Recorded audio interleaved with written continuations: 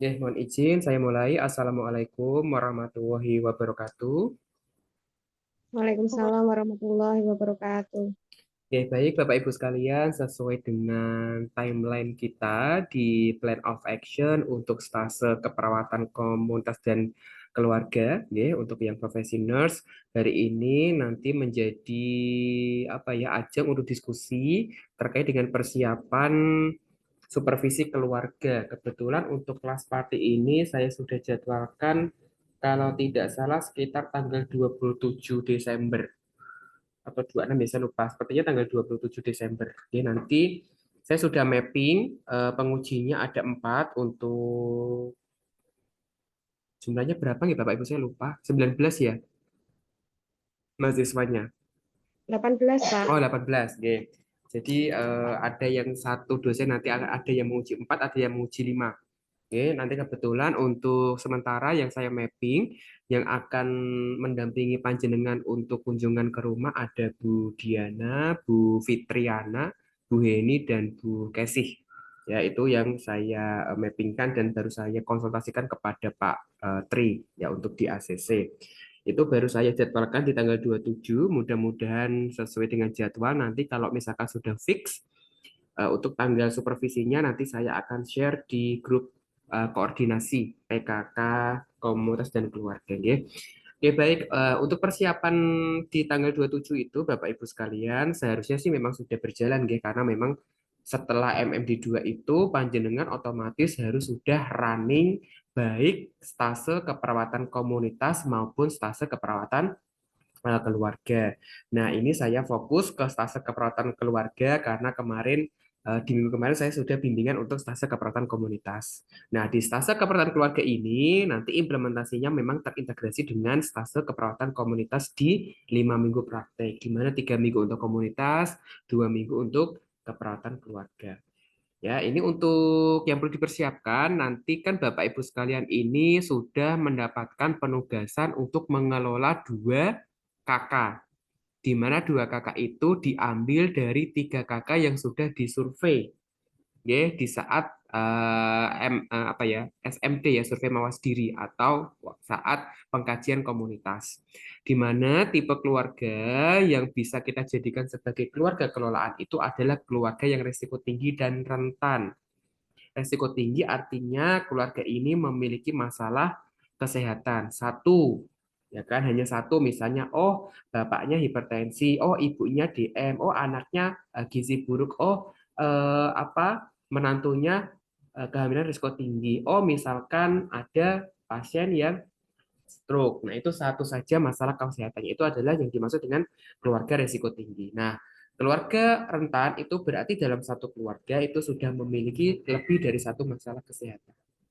Nah, ini Bapak Ibu sekalian, format dokumentasi ini sebetulnya sudah pernah disampaikan saat pembekalan, tetapi mungkin waktu itu karena waktunya tidak cukup, jadi hanya fokus menjelaskan PowerPoint saja. Nah, di sini saya akan menjelaskan secara detail.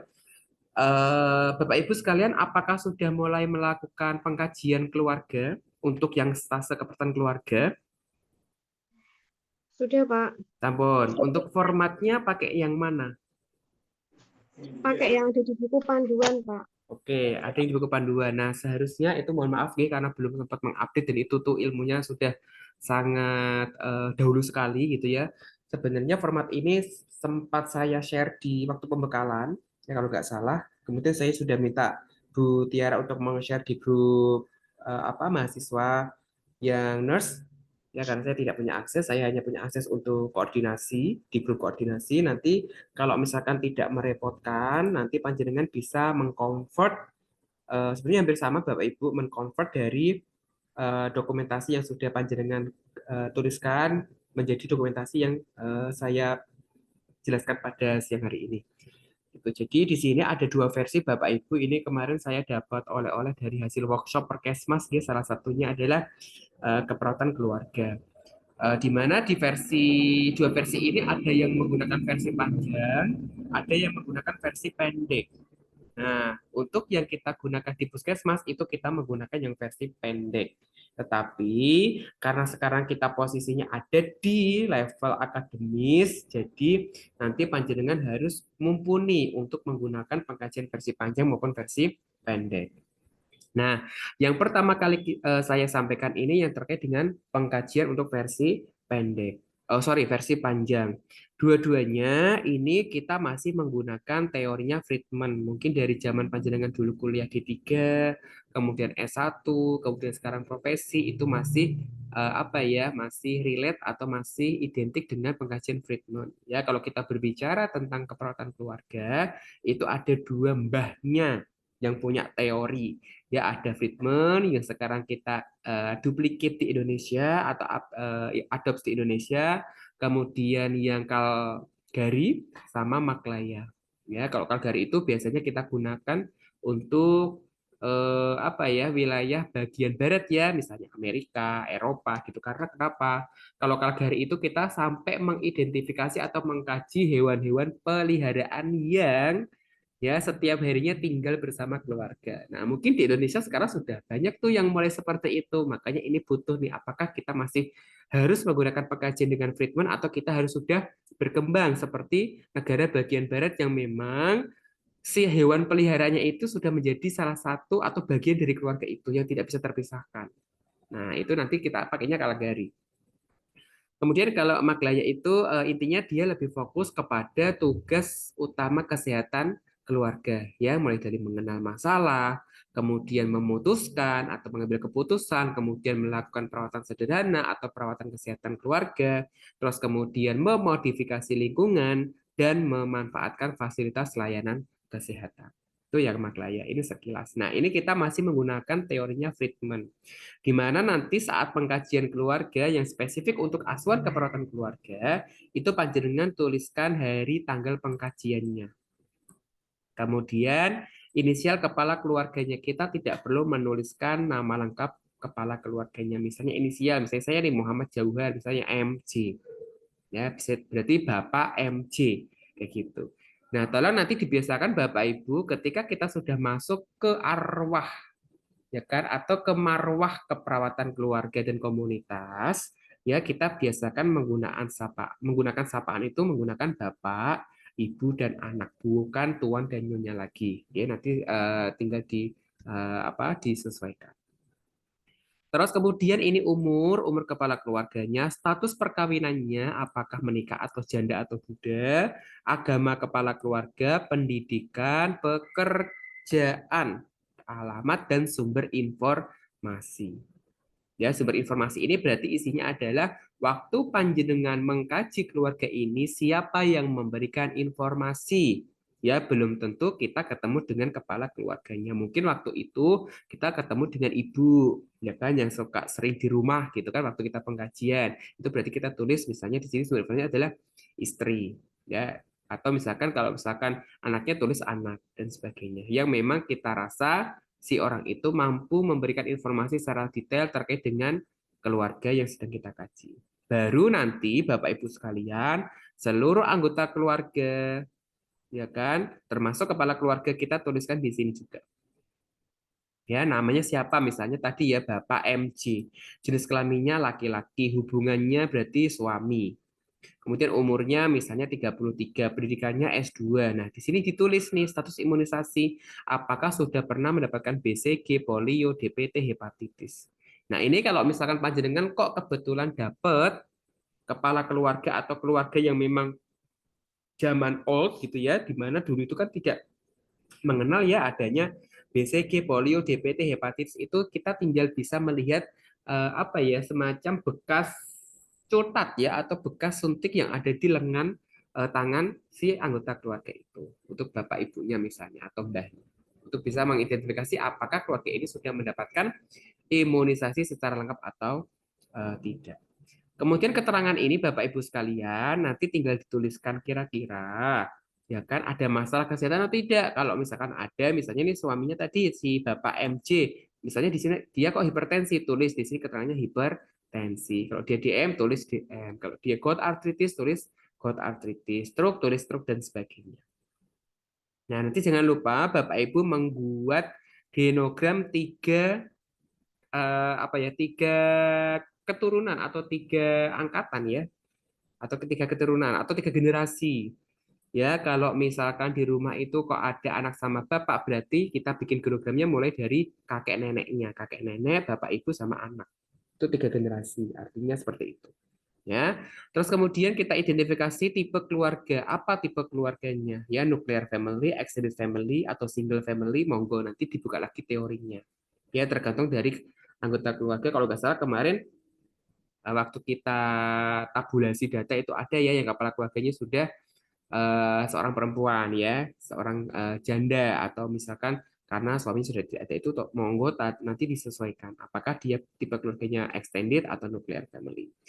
Kemudian suku bangsanya apa? Jawa, Sunda, Betawi, Batak dan sebagainya. Agamanya apa? Ya kan? Kemudian status sosial ekonomi. Nah, ini untuk semuanya nggih Bapak Ibu. Jadi tidak hanya kepala keluarga. Kalau tadi yang di atas ini agamanya kepala keluarganya saja. Tapi kalau yang di bawah ini kita tuliskan, oh misalnya dalam satu keluarga kok ada Bapak, Ibu, anak 3 misalnya. Nah, itu diidentifikasi. Kalau misalkan semuanya memang beragama Islam, tulis seluruh anggota keluarga beragama Islam.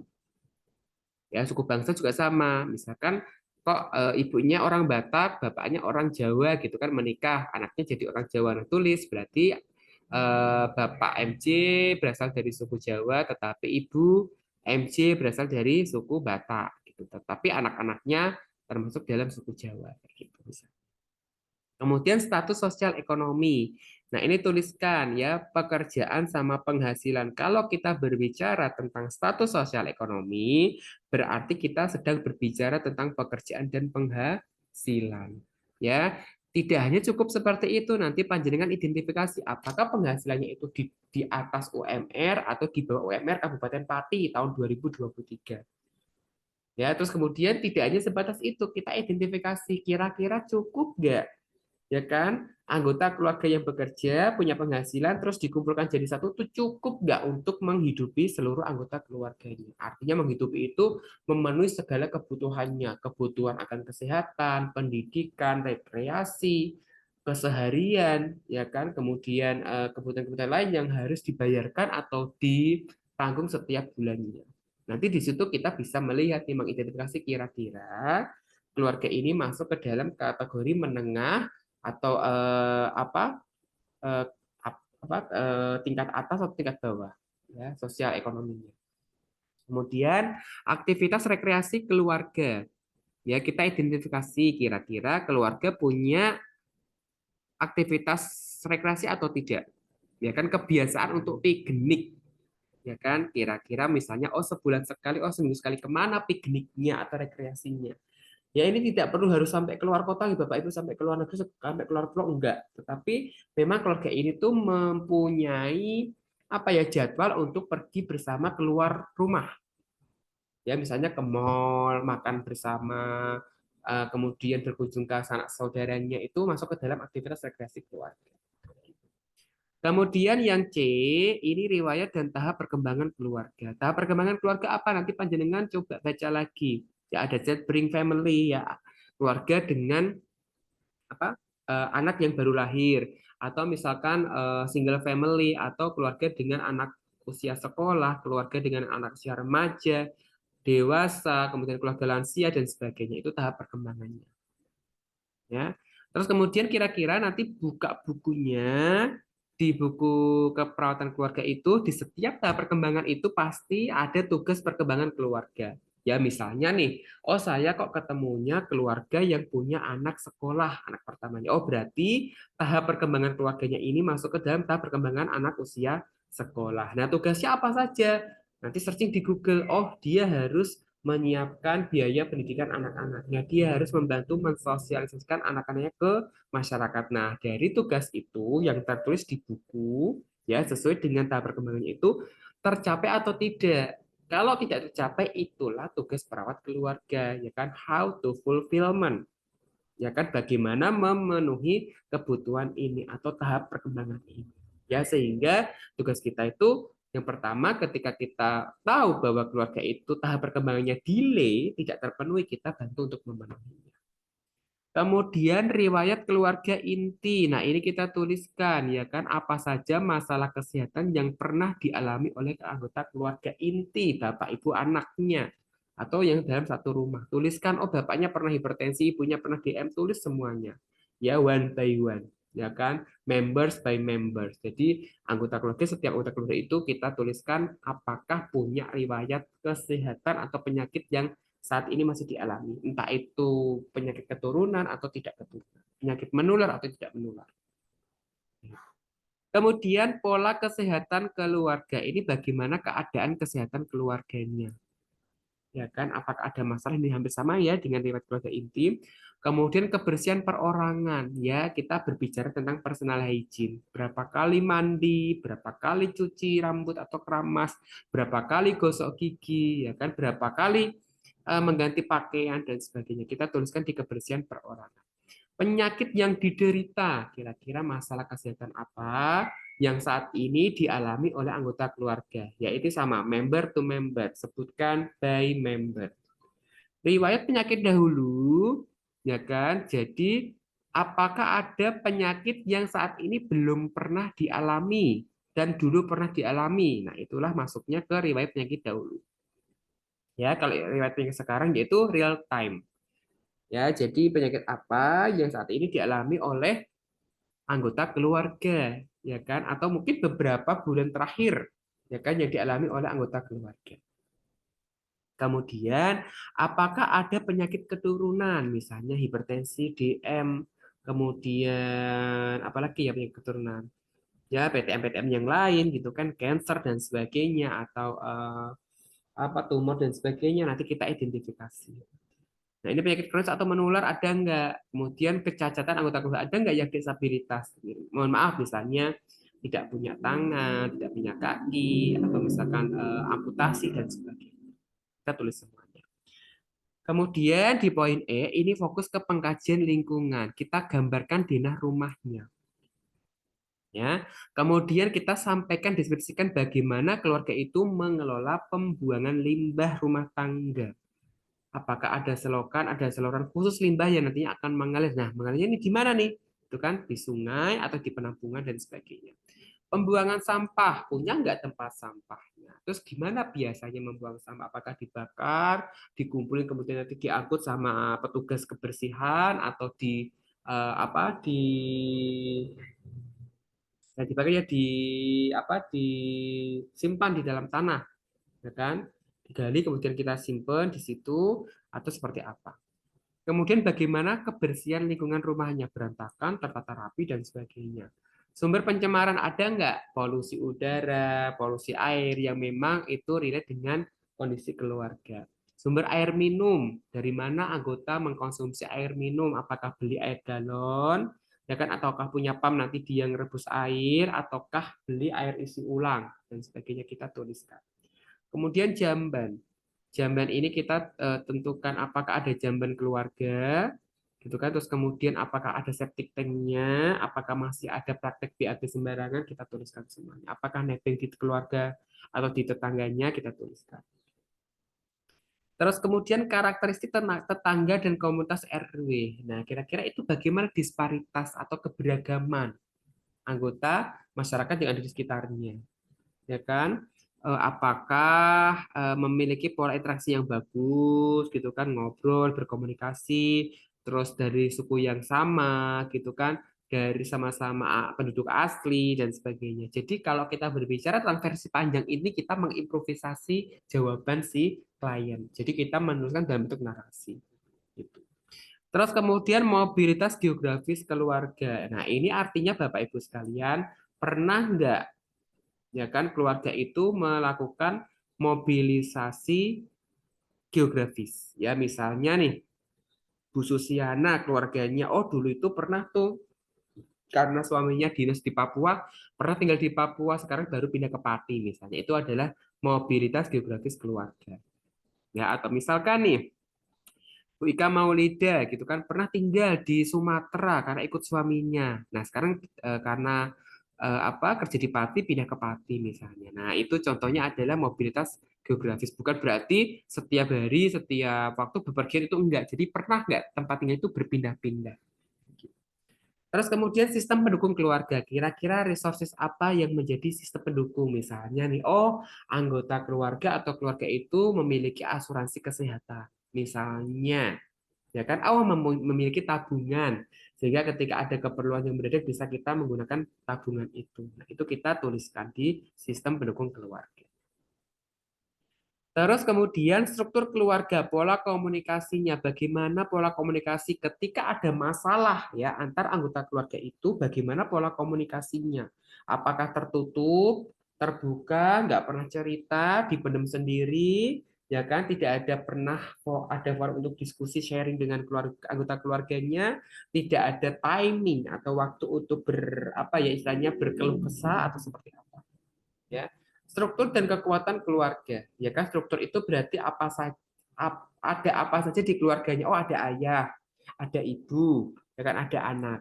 Ya, kekuatannya apa yang menjadi keluarga itu kuat, ya kan? Kemudian struktur peran, ya tadi ayah itu tugasnya apa, ibu tugasnya apa, anak tugasnya apa, ya. Nanti ini kita identifikasi kalau anggota keluarga ini tidak mampu melakukan peran sesuai dengan strukturnya. Nah, inilah tugas kita sebagai perawat kesehatan keluarga untuk mendampingi. Misalnya, ya, keluarga yang dikelola oleh Bu Husnul misalnya. Ini saya hanya menyempling ya.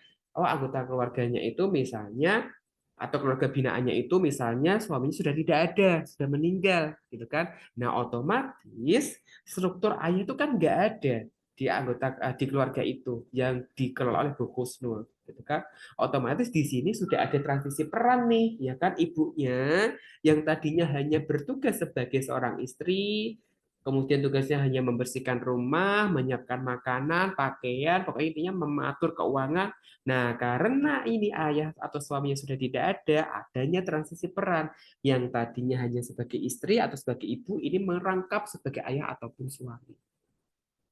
Kayak gitu. Jadi yang tadinya seorang ayah itu kan kerjaannya itu kan cari kerja, bekerja kan, mencari nafkah, gitu kan, memenuhi kebutuhan anggota keluarga, pengambilan keputusan. Nah, akhirnya karena keluarga yang dikelola Bu Husnul ini suaminya tidak ada, otomatis si ibu ini mengambil peran untuk mengambil keputusan, harus mencari nafkah untuk menghidupi anggota keluarganya karena tidak ada pencari nafkah yang seharusnya. Itu struktur peran formal dan informal. Nah, yang ke ini nilai atau norma keluarga.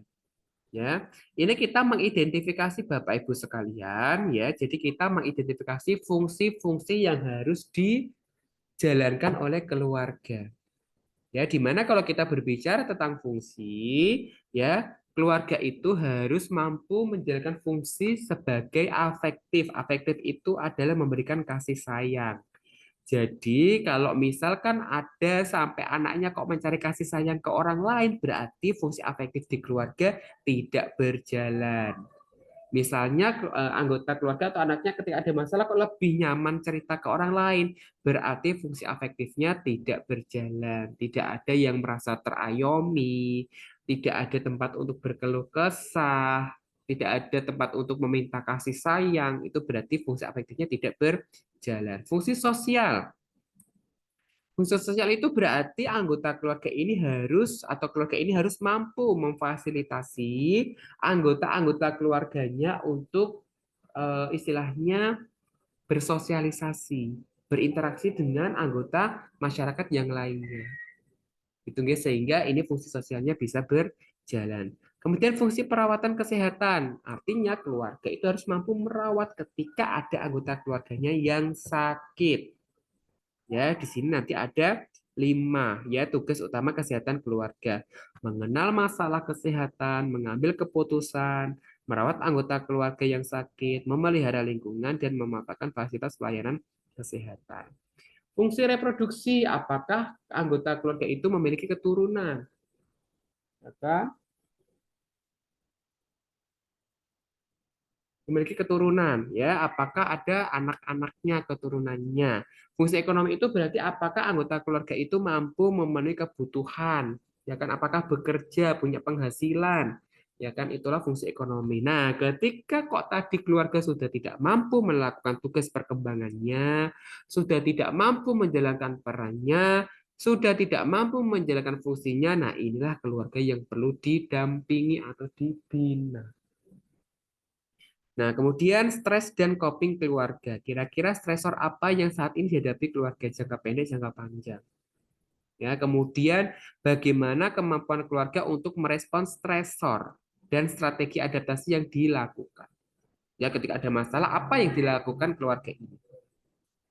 Oke, kemudian ini fokus untuk pemeriksaan fisik. Jadi Bapak Ibu sekalian, pemeriksaan fisik ini harus dilakukan ke semua anggota keluarga tanpa terkecuali. Ya, kalau misalkan kok satu kakak nawang 10, jenengan itu harus wajib mengkaji satu persatu, members by members. Ya, monggo silakan untuk si pengkajian fisiknya itu boleh pakai head to toe atau boleh pakai sistem atau boleh pakai yang perkebutuhan dasar manusia. Monggo silakan. Ya. Kemudian terakhir harapan keluarga, ini kita mengidentifikasi kira-kira apa sih yang diinginkan keluarga, apa sih yang diharapkan keluarga dari apa yang menjadi cita-cita atau yang diinginkan oleh keluarga saat ini. Oh, misalkan kok ada keluarga yang sakit, berarti dia pengen sembuh, pengen kembali ke normal dan sebagainya. Nah, itu baru nanti ada versi lain. Nah, ini Bapak Ibu sekalian kan ada dua kepala keluarga tuh yang dikelola, ada dua kakak. Nah, satunya silakan menggunakan pengkajian versi panjang, satunya menggunakan versi pendek. Inilah yang kita lakukan di puskesmas. Ya, ini tinggal modelnya checklist. Ya, tuliskan puskesmasnya apa. Ya kan, diceritakan Jaken ya. Kemudian nama kakaknya siapa, alamatnya di mana. Ya, dia itu pakai fasiankesnya tuh apa? Puskesmas, pustu atau pusling. Kemudian kesannya kayak mana? Ya kan? Apakah terjangkau atau tidak? Nah, ini ditulis semua anggota keluarganya, bapak, ibu, anaknya KB ditulis. Ya. Nama anggota keluarga jangan lupa kita menggunakan sapaan bapak, ibu dan anak. BP, ibu dan anak. Hubungan keluarga suami, istri, anak, laki-laki atau perempuan, umurnya berapa tahun, pendidikan terakhir. Ingat Bapak Ibu sekalian, pendidikan terakhir itu definisi operasionalnya adalah indikatornya si anggota keluarga itu memiliki ijazah terakhir tuh kapan? Apa gitu. Misalnya kalau ada anggota keluarga kok pernah SMA tapi kok nggak lulus, metu, ya berarti pendidikan terakhir adalah SMP. Ya karena dia hanya punya ijazah SMP. Meskipun saat ini dia SMA tetapi nggak diterusin gitu kan, baru kelas 2 nggak diterusin karena dia harus kerja dan sebagainya misalnya, itu berarti pendidikan terakhir sudah SMP. Pekerjaannya apa? Yang tidak ada pekerjaannya kita tinggal coret. Agamanya apa? Bagaimana kondisi kesehatannya, sehat atau tidak, imunisasinya lengkap atau tidak lengkap, kemudian bahasanya menggunakan apa, pengantarnya Indonesia, Jawa, keterangannya itu. Nanti kalau ada catatan yang memang perlu kita catat, selain variabel-variabel yang sudah disiapkan, kita bisa tuliskan di keterangan. Terus kemudian Bapak Ibu sekalian, tuliskan tipe keluarganya. Sama kayak format yang panjang tadi. Tahap perkembangan keluarga saat ini apa, terus kemudian tugasnya apa yang belum terpenuhi. Ini kita tuliskan semuanya. Ya. Kemudian ini. Nah, ini biologis. Ya. Kebersihan keluarganya kayak mana? Penyakit sering diderita. Oh, ini kayaknya bukan ini ya. Salah.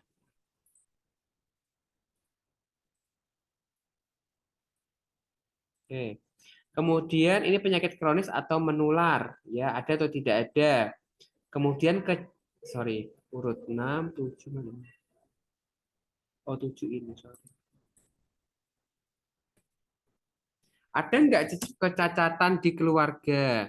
Ya kan? Terus kemudian pola makannya kayak mana? Berapa kali makan keluarga? Jenis makanannya apa? Cara pengolahannya gimana? Yang sering dilakukan oleh keluarga. Kemudian pola istirahat berapa jam per hari anggota keluarga rata-rata ya tidur, baik tidur siang maupun tidur malam digabung. Kemudian keadaan emosi stabil atau labil, coping keluarga, dia mampu beradaptasi atau dia malah melakukan tindakan-tindakan yang tidak mendukung. Kemudian kebiasaan buruk apa? Kira-kira merokok, minum alkohol, ya dilakukan oleh siapa? Rekreasi, sampaikan ya berapa lama, berapa kali, sudah frekuensinya, kemudian kemana. Pola komunikasi terbuka atau tertutup, pengambil keputusannya siapa, bapak atau ibu. Hubungan dengan orang lain harmonis atau tidak harmonis. Ya, kemudian kegiatan organisasi sosial ada atau tidak, kita tuliskan juga. Terus kemudian keadaan ekonomi, pendapatannya cukup atau kurang. Kemudian apakah taat beribadah, keyakinan tentang kesehatan, yakin apa tidak kalau kesehatan itu penting, nilai dan norma yang dianut sesuai atau tidak, kebersihan dan kerapian, ya lingkungan rumahnya, nggih. Kemudian penerangan cukup atau kurang atau baik, ventilasinya baik atau kurang, jambannya ada atau tidak, bagaimana sumber dan kualitas air minumnya, sama pemanfaatan halaman ada atau tidak. Kalau ada, dia dipakai buat apa? Tanaman obat atau tanaman hias. Kemudian apakah keluarga ini menjadi asitor KB khusus untuk yang pasangan usia subur, WUS dan PUS? Ya, kemudian peran informal, peran apa yang dilakukan anggota keluarga yang seharusnya tidak dilakukan. Ya, misalnya tadi contohnya, ya kan, ibunya harus mencari nafkah karena posisinya bapaknya sudah meninggal. Ibunya harus memutuskan karena kondisinya bapaknya sudah meninggal. Kemudian tradisi atau mitos atau kepercayaan yang mempengaruhi kesehatan, ya. Terus kemudian pembuangan air kotor, ya terbuka atau tertutup, ya alirannya dialirkan kemana. Kemudian pembuangan sampah kayak gimana, ditimbun, dibakar atau dikumpulkan, sumber pencemaran ada atau tidak, kalau ada jenisnya apa. Jangan lupa nanti tanda tangan anggota keluarga, kepala keluarga atau yang mewakili sama petugas atau kalian sebagai perawat. Nah, di format 1B ini adalah catatan kesehatan individu. Jadi setiap anggota keluarga harus kita catat semuanya. Kalau tadi versi panjang bisa menggunakan PEMFIS head to toe atau per sistem. Kalau ini kita pakai format checklist seperti ini. Ya, jadi kita identifikasi status perkawinannya, jenis kelamin, tanggal lahir, agama, pendidikan terakhir, pekerjaan, suku bangsa, informasi khusus. Ya, kalau ada khusus balita, ya kita tuliskan. Ya, kalau di anggota keluarga nggak ada berita, ya berarti kita kosongi yang bagian ini.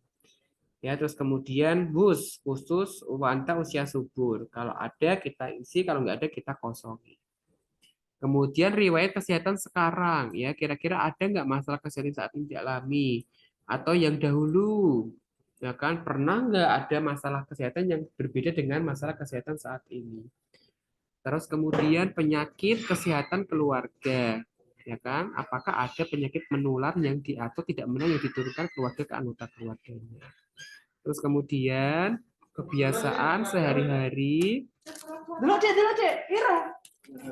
Sehari-hari itu pola makannya seperti apa, terus kemudian pola minumnya seperti apa, pola tidurnya seperti apa, eliminasinya seperti apa, aktivitas keluarga rekreasi seperti apa. Ya kita tuliskan semuanya. Ya pola makan itu bisa berapa kali, terus jenisnya apa. Kemudian keadaan emosinya seperti apa, stabil atau labil, hubungan antar keluarganya itu bagaimana, apakah harmonis, hubungan dengan orang lain itu apakah harmonis juga dengan anggota masyarakat yang lainnya, kemudian bagaimana kegiatan ibadahnya, gitu kan, berapa kali dia sholat, lengkap atau tidak, pengajian atau tidak, gitu kan, ikut perkumpulan atau tidak, keyakinan tentang kesehatan, dia yakin nggak dengan kesehatan, ya. Kemudian pemeriksaan fisik nih kita cek semua Bapak Ibu. KO-nya bagaimana, kompos mentis, KO-nya baik, misalnya kompos mentis, tinggi badannya berapa, berat badannya berapa, suhu tubuhnya berapa, nadinya berapa kali per menit, RR-nya berapa kali per menit, tekanan darahnya berapa mmHg, kan kemudian inspeksi ya, ini bukan infeksi ya, inspeksi. Kemudian palpasi, perkusi, dan auskultasi. Nah, ini kalau ini lebih simpel nih Bapak Ibu. Jadi tidak semuanya kita head to toe. Tapi sebenarnya hampir sama ya, inspeksi itu di bagian mana. Tapi ini dikelompokkan berdasarkan inspeksi, palpasi, perkusi, dan auskultasi. Kemudian terapi medis, kalau misalkan posisinya ini anggota keluarga itu kok sedang mengkonsumsi obat, ya sudah kita tuliskan di situ ya. Kemudian ada nggak diagnosis medisnya atau hasil laboratoriumnya, gitu. Nanti baru kita identifikasi pengkajian keluarga mandiri. Kita tinggal checklist ya masalah kesehatannya apa, apakah keluarga sudah mau menerima kita sebagai petugas kesehatan, apakah menerima pelayanan kesehatan sesuai rencana, menyelesaikan masalah kesehatan dengan benar, sudah memanfaatkan fasilitas kesehatan, melaksanakan perawatan sederhana, melaksanakan tindakan pencegahan dan tindakan promotif itu nanti untuk memenuhi apakah dia mandiri 1, 2, atau 3. Ini nanti genogramnya untuk format pendek dituliskan di bawah sini, sama di narumanya dituliskan di bawah sini. Sebetulnya hampir sama nih Bapak Ibu ya, antara format panjang dengan format pendek. Cuman kalau ini lebih banyak checklistnya, kalau format panjang lebih banyak narasinya. Nah, nanti kita baru analisis data dan scoring. Ya, jangan lupa di scoring ya Bapak Ibu, kalau misalkan masalahnya lebih dari 1. Kalau cuma 1 ya nggak perlu kita scoring. Kan scoring itu untuk menentukan urutan. Tapi ya kalau bisa, karena nanti targetnya adalah keluarga risiko tinggi dan rentan, ya pasti akan ada lebih dari 1 masalah keperawatan. Seperti itu. Kemudian ini nanti di scoring, sudah pinter ya Bapak Ibu, seharusnya ini sudah didapatkan ketika teori.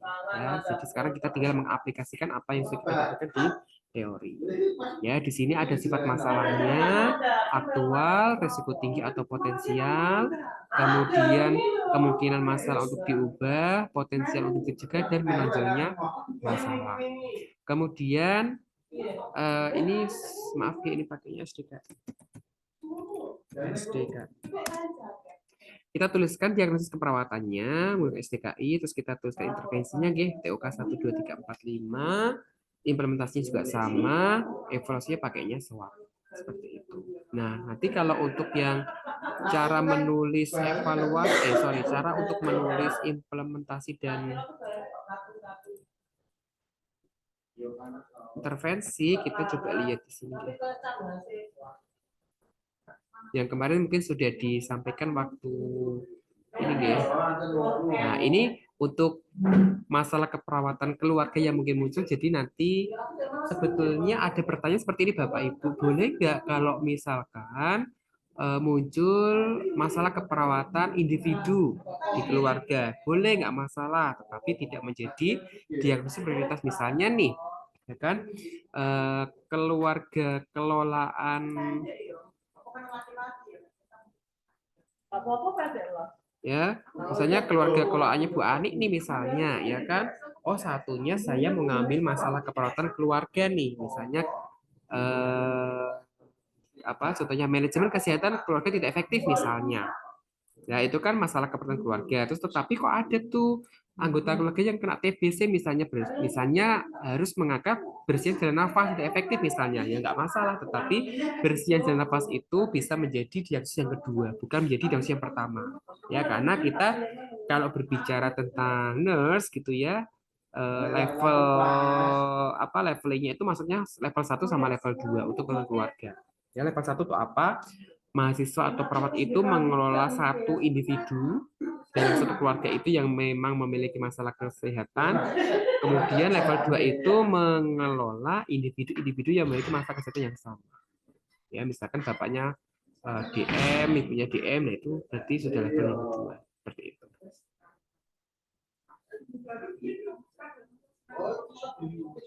Nah, ini contohnya ya Bapak Ibu sekalian. Jadi cara menuliskannya seperti yang kemarin disampaikan Bu Asri. Ya kan, jadi di sini misalnya silakan panjenengan melihat data subjektif, data objektif. Dikatakan keluarga itu kok memiliki masalah manajemen kesehatan keluarga tidak efektif kalau ya si keluarga ini mengungkapkan bahwa tidak paham dengan masalahnya. Dia tuh nggak tahu kalau ayahnya itu hipertensi. Dia tuh nggak tahu kalau ayah ibunya itu DM kayak gitu. Terus kemudian atau misalkan dia keluarga itu merasa kesulitan untuk mengikuti regimen terapeutik. Ya, artinya dia harus datang ke Fasiankes, sudah jauh, nggak punya uang untuk beli obat, terus kemudian dia tidak punya alat untuk tensi. Nah, itu kan berarti akan ada ungkapan sulit untuk menjalankan perawatan yang diterapkan.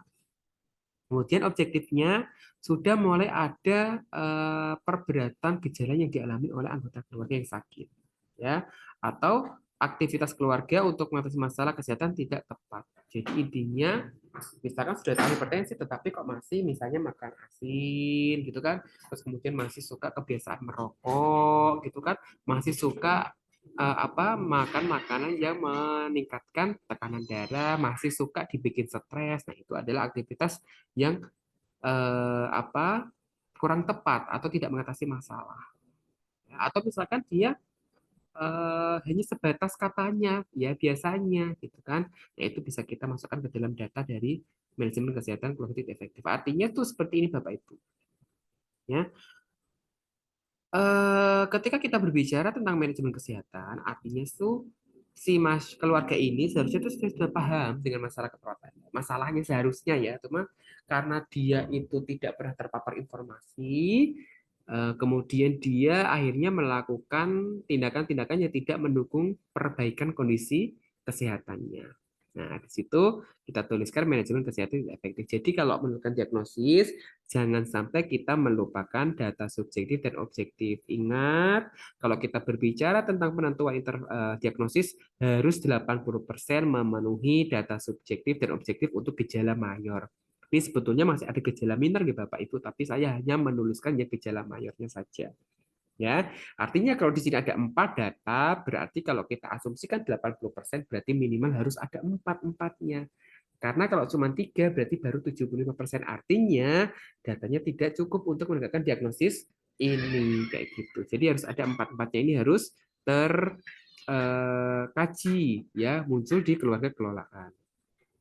Kemudian intervensinya Bapak Ibu sekalian, inilah yang menjadi complicated keluarga karena di intervensi ini kita harus menulis TUK 1 tuh ngapain, TUK 2 ngapain, TUK 3 ngapain, TUK 4 ngapain, TUK 5 ngapain. Makanya kemarin ketika pembekalan saya bilang tuh anggota keluarga itu tidak askep keluarga itu tidak mungkin hanya selesai dalam waktu 3 hari, 4 hari nggak bisa. Ya, jadi bisa sampai 7 hari untuk satu keluarga. Jadi 1 minggu lah, itu tuh hanya untuk satu keluarga. Oke, ini contoh yang kedua, ya diagnosis risiko itu ini sama, jadi per TUK. Inilah yang menjadi PR sekali ya buat keperawatan keluarga karena memang di Indonesia masih menggunakan mazhab yang harus diselesaikan per TUK. TUK 1 apa? Berarti minimal itu ada 5 intervensi dalam satu masalah keperawatan. Ya, kayak gitu. Oke, Bapak Ibu sekalian, apakah ada yang mau didiskusikan dari penjelasan tentang asuhan keperawatan keluarga? Sekali lagi, nanti ini harus panjenengan siapkan saat supervisi dengan dosen tanggal 27. Dan kalau bisa jangan penkes ya Bapak Ibu, intervensinya buat ujian. Ya, apalagi ini kelas proksus yang sudah sangat-sangat profesional kan gitu. Jam terbangnya sudah sangat tinggi, jadi jangan sampai yang reguler saja sudah saya wanti-wanti, pokoknya saya nggak mau kalau ujian keluarga hanya PNKes tok. Jadi harus ada direct care. Implementasikan terapi komplementer, terapi modalitas keluarga kan banyak ya. Jadi harus inovasi, harus kreatif.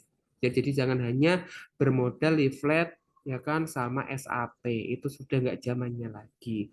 Ya karena keluarga kalau hanya dikasih Penkes berarti panjenengan hanya baru menyelesaikan TUK 1 tok, padahal kita PR-nya sampai TUK 5. Bagaimana setelah si keluarga ini mampu mengenal masalahnya, dia harus bisa memutuskan. Setelah memutuskan, dia harus bisa merawat. Nah, merawat ini kan banyak intervensinya. Ajarin ROP, autogenik misalnya, atau hidroterapi misalnya, hypnocaring misalnya, dan sebagainya. Ya, jadi tapi nanti tolong diidentifikasi, kita boleh melakukan intervensi-intervensi yang levelnya generalis. Oke, itu kemudian nanti harus bisa memanfaat keluarga itu mampu memotivasi lingkungannya sampai bisa datang ke puskesmas atau klinik untuk screening, untuk pemeriksaan, untuk pengobatan. Sampai level itu Bapak Ibu. Ya, jadi monggo nanti disiapkan sebaik mungkin sehingga angkatan ini bisa menjadi contoh bagi angkatan-angkatan selanjutnya ya, terkhusus untuk implementasi keperawatan keluarga. Jadi sekali lagi mohon untuk diminimalisir intervensi yang berbau pendidikan kesehatan karena ketika kita memberikan terapi komplementer juga kan pasti ada proses edukasi, nggak mungkin enggak. Misalnya kita ngajarin ROP atau kombinasi ROP sama autogenik, ya kan? Otomatis di situ kalau kita berbicara tentang ROP dan autogenik, ya kan? Itu nanti pasti kita akan ada proses sharing knowledge. Ya kan kita pasti akan menjelaskan apa itu ROP, tujuannya apa, manfaatnya apa, prosedurnya bagaimana, baru kita ajarkan. Nah, itu kan proses edukasi. Sehingga kalau kita melakukan tindakan keperawatan komplementer, sudah otomatis kita melakukan edukasi kesehatan. Seperti itu. Dan tidak perlu menyiapkan SAP maupun leaflet. Kalau misalkan tindakannya komplementer, tetapi kalau mau dapat nilai lebih ya kita siapkan media yang nantinya bisa dijadikan oleh anggota keluarga itu untuk bisa meredemonstrasikan atau mengulang apa yang sudah pernah dilakukan atau diajarkan seperti itu. Gitu ya Bapak Ibu, apakah bisa saya sudahi atau masih ada yang mau didiskusikan? Monggo Pak Solikul, Bu Ika, Bu Husnul, Pak Joko, Bu Susi, Bu Melinda, Bu Ayumi. Ini mohon izin saya share screen dulu ya. Biar saya tahu yang hadir.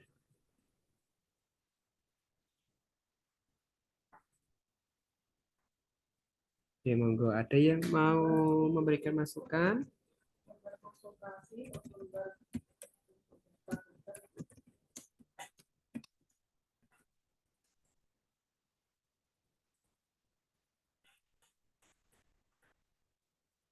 Ya, sudah cukup. Pak Tony, Pak Hadi, Pak Bagus. Ya Pak, ya Pak. Cukup, G. Iya. Oke, ya, Alhamdulillah. Bu Ayumi sampun, G. Sudah lelah sepertinya. Oke, nanti monggo silakan bisa dieksekusi, bisa ditindaklanjuti untuk persiapan minggu depan ujian keperawatan keluarga. Nanti saya akan share untuk jadwalnya dan pengujinya. Ya, nanti insya Allah dosennya akan silaturahmi dengan panjenengan dan keluarga yang dikelola. Nanti tinggal memilih salah satu anggota kelola, salah satu keluarga kelolaan ya Bapak Ibu. Jadi tidak dua-duanya buat ujian. Monggo yang sekiranya menarik kasusnya, complicated masalahnya gitu kan nanti bisa dijadikan sebagai keluarga kelolaan yang dijadikan untuk supervisi. Oke, demikian yang bisa saya sampaikan. Sebentar, ini saya screenshot lagi kan ada tambahan. Oke, demikian yang bisa saya sampaikan Bapak Ibu. Terima kasih atas perhatiannya. Mohon maaf jika ada kekurangan dari saya. Saya akhiri. Wabillahi taufiq wal hidayah. Assalamualaikum warahmatullahi wabarakatuh. Waalaikumsalam warahmatullahi wabarakatuh. Oke, saya mohon izin lah ya Bapak Ibu. Waalaikumsalam warahmatullahi wabarakatuh. Oke, matur suwun sampun tawu.